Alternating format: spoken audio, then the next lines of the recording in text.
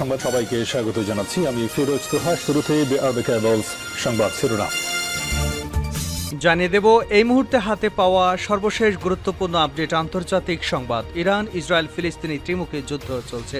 শুরুতেই জানাবো গণহত্যাকারী নেতানিয়াহুর পরিণতি হিটলারের মতো হবে বলে মন্তব্য করেছেন তুরস্কের পররাষ্ট্র মন্ত্রণালয়। সোমবার আনাদোলু নিউজ এজেন্সির এক প্রতিবেদনে এ তথ্য জানানো হয়। প্রতিবেদনে বলা হয়েছে, সোমবার ভোরে তুরস্কের পররাষ্ট্র মন্ত্রণালয় এক বিবৃতিতে জানিয়েছে, যেভাবে গণহত্যাকারী হিটলারের সমাপ্তি এসেছিল তেমনিভাবে গণহত্যাকারী নেতানিয়াহুর সমাপ্তি হবে। এবারে জানাবো ইসরায়েল ও হিজবুলার মধ্যে যুদ্ধের আশঙ্কা ক্রমেই বাড়ছে। ইসরায়েল অধিকৃত গোলান হাইটসে একটি রকেট হামলায় নিহতদের জানাজা রোববার সম্পন্ন হয়েছে। পাশাপাশি ওই হামলাকে কেন্দ্র করে ইসরায়েল ও হিজবুলা সরাসরি যুদ্ধে জড়িয়ে পড়তে পারে, এই সম্ভাবনাও ক্রমশ জোরালো হচ্ছে। জানাবো গতকাল ইসরায়েল অধিকৃত গোলান মালভূমির একটি ফুটবল মাঠে রকেট হামলা চালানো হয়। এতে শিশুসহ 11 জন নিহত এবং 19 জন আহত হন। এই হামলায় ব্যবহৃত ক্ষেপণাস্ত্রটি ইরানের তৈরি বলে দাবি করেছে ইসরায়েলের পররাষ্ট্র মন্ত্রণালয়। এবারে থাকছে যুক্তরাজ্য নিঃস্ব, ভগ্ন হয়ে পড়েছে। ব্রিটেনের সাধারণ নির্বাচনে বিপুল ব্যবধানে জয়লাভ করেছে লেবার পার্টি। সরকার গঠনের পরপরই পূর্বসরী কনজারভেটিভ পার্টি সরকারের বিভিন্ন নীতির সংস্কার করতে দেখা যায় তাদের। সম্প্রতি নবনির্বাচিত এই সরকার এক ঘোষণায় বলেছে, দেশ নিঃস্ব এবং ভগ্ন হয়ে পড়েছে। দেশের অর্থনৈতিক অবস্থার মূল্যায়ন তুলে ধরার আগে প্রধানমন্ত্রী কিয়ার স্টারমার কার্যালয় থেকে এক বিবৃতিতে একথা বলা হয়েছে। এবং সর্বশেষ জানাবো ইউক্রেনের 39টি ড্রোন ভূপাতিত করেছে রাশিয়া। রাশিয়া সোমবার বলেছে তারা ইউক্রেনের 39টি ড্রোন ভূপাতিত করেছে। কিয়েভ মূলত বিভিন্ন সীমান্তে হামলা চালাতে এসব ড্রোন ব্যবহার করে থাকে। এতক্ষণ শিরোনাম শুনছিলেন, এবার বিস্তারিত। প্রিয় দর্শক, আপনি যদি এই চ্যানেলে নতুন হয়ে থাকেন, ভিডিওটি দেখতে দেখতে চ্যানেলটি সাবস্ক্রাইব করে আমাদের সঙ্গেই থাকুন। আর এই ভিডিও সম্পর্কে আপনি আপনার মূল্যবান মতামতটি কমেন্ট বক্সে জানিয়ে দিন। আর হ্যাঁ প্রিয় দর্শক, জানিয়ে দিন ভিডিওটি কোথা থেকে দেখছেন। গণহত্যাকারী নেতানিয়াহুর পরিণতি হিটলারের মতো হবে বলে মন্তব্য করেছেন তুরস্কের প্রেসিডেন্ট রিসেপ তাইপ এরদোয়ান। সোমবার আনাদোলু নিউজ এজেন্সি এক প্রতিবেদনে এ তথ্য জানিয়েছে। প্রতিবেদনে বলা হয়েছে, সোমবার ভোরে তুরস্কের পররাষ্ট্র মন্ত্রণালয় এক বিবৃতিতে জানিয়েছে, যেভাবে গণহত্যাকারী হিটলারের সমাপ্তি এসেছিল তেমনি গণহত্যাকারী নেতানিয়াহুরও সমাপ্তি হবে। এতে আরও যোগ করা হয়, মানবতা ফিলিস্তিনিদের পাশে দাঁড়াবে, আপনি ফিলিস্তিনিদের ধ্বংস করতে পারবেন না। তুরস্কের পররাষ্ট্রমন্ত্রী হাকান ফিদান সামাজিক মাধ্যম এক্সে বলেছেন, আমাদের প্রেসিডেন্ট মানবতার বিবেকের কণ্ঠস্বর হয়ে উঠেছেন। তিনি আরও বলেন, যারা এই ন্যায়সঙ্গত কণ্ঠস্বরকে স্তব্ধ করতে চাইছেন, বিশেষ করে ইসরায়েল, খুব আতঙ্কের মধ্যে রয়েছে। তিনি যোগ করেন, ইতিহাস সব গণহত্যাকারী এবং তাদের সমর্থকদের জন্য একইভাবে শেষ হয়েছে। সামাজিক মাধ্যমে তুরস্কের প্রেসিডেন্ট রজব তাইপ এরদোগানকে লক্ষ্য করে ইসরায়েলের পররাষ্ট্রমন্ত্রী কাউচের মানহানিকর এবং অপমানজনক মন্তব্য করবার পর এমন বিবৃতি দেওয়া হয়েছে। এদিকে এরদোগান বলেছেন, ফিলিস্তিনিদের সহায়তার জন্য তার দেশ ইসরায়েলে প্রবেশ করতে পারবে, যেভাবে তারা লিবিয়া এবং নাগোর্নো কারাবাখে গিয়েছিল।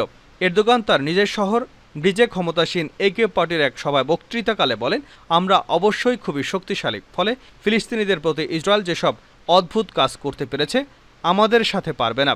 ঠিক যেমন আমরা কারাবাখে প্রবেশ করেছিলাম, ঠিক যেমন আমরা লিবিয়ায় প্রবেশ করেছিলাম, আমরা সেভাবে তাদের ভেতরে প্রবেশ করতে পারি। এরদোগানের এই মন্তব্যের পর ইসরায়েলের পররাষ্ট্রমন্ত্রী ইসরায়েল কাচ এক্সে লেখেন, তুর্কি প্রেসিডেন্ট সাদ্দাম হোসেনের পদাঙ্ক অনুসরণ করে ইসরায়েলকে আক্রমণ করবার হুমকি দিচ্ছেন। কাজ বলেন, সেখানে কি ঘটেছিল এবং কিভাবে তা শেষ হয়েছিল এরদোগানের মনে রাখা উচিত। ইসরায়েল ও হিজবুলার মধ্যে যুদ্ধের আশঙ্কা ক্রমেই বাড়ছে। ইসরায়েল অধিকৃত গোলান হাইটসে একটি রকেট হামলায় নিহতদের জানাজা রবিবার সম্পন্ন হয়েছে। পাশাপাশি ওই হামলাকে কেন্দ্র করে ইসরায়েল এবং হিজবুলা সরাসরি যুদ্ধে জড়িয়ে পড়তে পারে, এই সম্ভাবনাও ক্রমশ জোরালো হচ্ছে। এর আগে শনিবার গোলান মালভূমির মাজদাল শামস এলাকার একটি ফুটবল মাঠে একটি রকেট আঘাত হানলে অন্তত 12 জন নিহত হয়। তাদের মধ্যে অধিকাংশই ছিল শিশু। এই হামলার জন্য ইসরায়েল হিজবুল্লাহকে দায়ী করছে, কিন্তু লেবাননের ওই সশস্ত্র গোষ্ঠীটি হামলার সাথে তাদের সম্পৃক্ততার কথা জোরালোভাবে অস্বীকার করেছে। এর আগে রবিবার সকালে ইসরায়েলি প্রতিরক্ষা বাহিনী সূত্রে জানানো হয়, তারা নির্দিষ্ট 7টি লক্ষ্যবস্তুতে বিমান হামলা চালিয়েছে, যার সবগুলোই লেবানিজ ভূখণ্ডের অনেক ভেতরে অবস্থিত। গত অক্টোবরে যখন ইসরায়েল ও হামাসের মধ্যে যুদ্ধ শুরু হয়, তখন থেকেই ইসরায়েল ও হিজবুল্লাহর মধ্যেও নিয়মিত গোলাগুলি বিনিময় চলে আসছে। ইসরায়েল অধিকৃত গোলান মালভূমিতে হামলার রকেটটি ইরানের তৈরি। গতকাল ইসরায়েল অধিকৃত গোলান মালভূমিতে একটি ফুটবল মাঠে রকেট হামলা চালানো হয়। এতে শিশুসহ 11 জন নিহত এবং 19 জন আহত হয়। এই হামলায় ব্যবহৃত ক্ষেপণাস্ত্রটি ইরানের তৈরি বলে দাবি করেছে ইসরায়েলের পররাষ্ট্র মন্ত্রণালয়। রোববার এক বিবৃতিতে দেশটির পররাষ্ট্র মন্ত্রণালয় জানিয়েছে, হিজবুল্লাহ একমাত্র সশস্ত্র গোষ্ঠী যাদের অস্ত্রাগারে এটি রয়েছে। ব্রিটিশ বার্তা সংস্থা রয়টার্স এ খবর জানিয়েছে। পররাষ্ট্র মন্ত্রণালয় আরও জানিয়েছে, দক্ষিণ লেবাননের চেবা গ্রামের উত্তরে একটি এলাকা থেকে ক্ষেপণাস্ত্রটি ছোড়া হয়েছিল। এ কারণেই হামলার জন্য ইরান সমর্থিত হিজবুল্লাহকে পুরোপুরি দোষারোপ করা হচ্ছে। তবে সিরিয়ার পররাষ্ট্র মন্ত্রণালয় হিজবুল্লাহর বিরুদ্ধে ইসরায়েলের অভিযোগকে মিথ্যা বলে দাবি করেছে। বরং এই অঞ্চলে বিপজ্জনকভাবে সংঘাত বৃদ্ধির জন্য ইসরায়েলকেই সম্পূর্ণরূপে দায়ী করছে সিরিয়া। এর আগে ইরানের পররাষ্ট্র মন্ত্রণালয় লেবাননে নতুন কোনো দুঃসাহসিক অভিযানের বিরুদ্ধে ইসরায়েলকে সতর্ক করেছে। লেবাননের পররাষ্ট্রমন্ত্রী আবদুল্লাহ বৌ হাবিব ইসরায়েলকে সংযমের আহ্বান জানাতে বৈরুতে মার্কিন রাষ্ট্রদূতকে অনুরোধ জানিয়েছেন। হিজবুল্লাহকেও সংযম দেখানোর জন্য একটি বার্তা পাঠাতে বলেছেন বৌ হাবিব। এদিকে উভয় পক্ষকে সর্বোচ্চ সংযমের আহ্বান জানিয়েছে জাতিসংঘ। যুক্তরাজ্য নিঃস্ব ভগ্ন হয়ে পড়েছে। ব্রিটেনের সাধারণ নির্বাচনে বিপুল ব্যবধানে জয়লাভ করেছে লেবার পার্টি। সরকার গঠনের পরপরই পূর্বসরী কনজারভেটিভ পার্টি সরকারের বিভিন্ন নীতি সংস্কার করতে দেখা যায় তাদের। সম্প্রতি নবনির্বাচিত এই সরকার এক ঘোষণায় বলেছে, দেশ নিঃস্ব এবং ভগ্ন হয়ে পড়েছে। দেশের অর্থনৈতিক অবস্থার মূল্যায়ন তুলে ধরার আগে প্রধানমন্ত্রী কিয়ার স্টারমারের কার্যালয় থেকে এক বিবৃতিতে কথা বলা হয়েছে। দেশে 2000 কোটি পাউন্ডের ঘাটতি থাকার কথা সোমবার পার্লামেন্টের নিম্নকক্ষ হাউস অব কমন্সে ভাষণে তুলে ধরবেন অর্থমন্ত্রী রাসেল রিভস। সেখানে এই আর্থিক ঘাটতির জন্য পূর্বসরী কনজারভেটিভ পার্টির সরকারকে দোষারোপ করবার চেষ্টা নেবে ক্ষমতাসীন নতুন বামপন্থী সরকার, যা কর বাড়ানোর পথ সুগম করবে বলেই মনে করেন বিশ্লেষকরা। গত 4 জুলাই যুক্তরাজ্যের সাধারণ নির্বাচনে লেবার দলের জয়ের পরই রিভস সরকারি ব্যয় মূল্যায়ন করে দেখার নির্দেশনা দিয়েছিলেন। 3 সপ্তাহের ওই মূল্যায়নের পর কনজারভেটিভ পার্টির 14 বছরের শাসনামল শেষে পাওয়া আর্থিক পরিস্থিতি নিয়ে বিপর্যস্ত অবস্থার কথা ঘোষণা করল স্টারমার সরকার।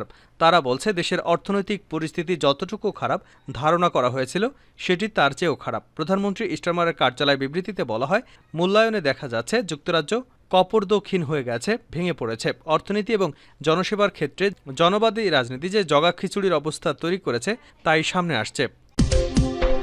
ইউক্রেনের 39টি ড্রোন ভূপাতিত করেছে রাশিয়া। রাশিয়া সোমবার বলেছে, তারা ইউক্রেনের 39টি ড্রোন ভূপাতিত করেছে। কিয়েভ মূলত বিভিন্ন সীমান্ত অঞ্চলগুলোতে হামলা চালাতে এসব ড্রোন ব্যবহার করে থাকে। রাশিয়ার প্রতিরক্ষা মন্ত্রণালয় টেলিগ্রামে বলেছে, এন্টি এয়ার ডিফেন্স সিস্টেমগুলো কুরস্ক অঞ্চলে 19টি, বেলগোরদের আকাশে 9টি, ভ্রোনোজে 3টি এবং ব্রানস্কের আকাশে 5টি ড্রোন ধ্বংস করেছে। এসব ড্রোনের সবগুলোই ইউক্রেন সীমান্তে অবস্থিত।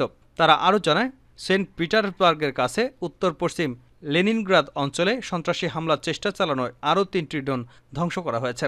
ইউক্রেন রাশিয়ার জ্বালানি ডিপো, শোধনাগার এবং জ্বালানি সুবিধাগুলো লক্ষ্য করে প্রায় ড্রোন হামলা চালিয়ে থাকে, বিশেষ করে সীমান্ত অঞ্চলে। এদিকে রাশিয়াও ইউক্রেনের বিদ্যুৎ কেন্দ্রগুলোতে ব্যাপক হামলা চালানোয় সাম্প্রতিক মাসগুলোতে দেশটিতে তীব্র বিদ্যুতের ঘাটতি দেখা দিয়েছে।